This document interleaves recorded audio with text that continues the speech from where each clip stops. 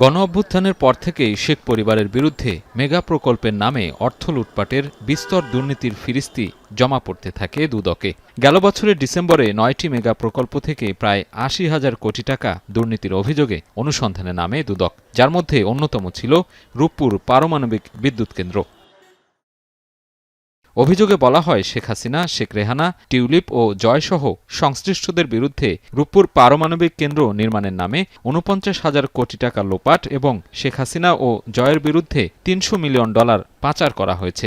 এ অভিযোগ অনুসন্ধানে রূপপুরের সাইট প্রকল্প গ্রিন সিটি আবাসন পল্লীর ২৬০০ কোটি টাকার প্রকল্পের সব নথিপত্র চেয়ে চিঠি দিয়েছে দুদক।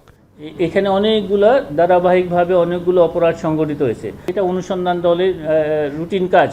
তারা যে রেকর্ডপত্র সংগ্রহ করবেন, সংশ্লিষ্ট ব্যক্তিদেরকে জিজ্ঞাসাবাদ করবেন, এটা নিয়মিত কাজ।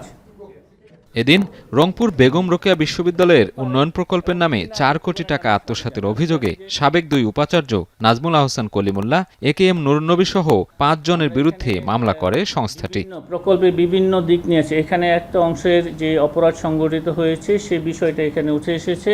তদন্তকালে আরও যাদের সম্পৃক্ত থাকবে এবং আরও অর্থের যদি এখানে আত্মসাতের প্রমাণাদি পাওয়া যায়, সেই বিষয়গুলো এখানে আসবে। বিশ্ববিদ্যালয়ের গুলোর বিরুদ্ধে যে সমস্ত অভিযোগ আমাদের কাছে এসেছে সেগুলি সংক্রান্তে আমাদের অনুসন্ধান দল কাজ করছে।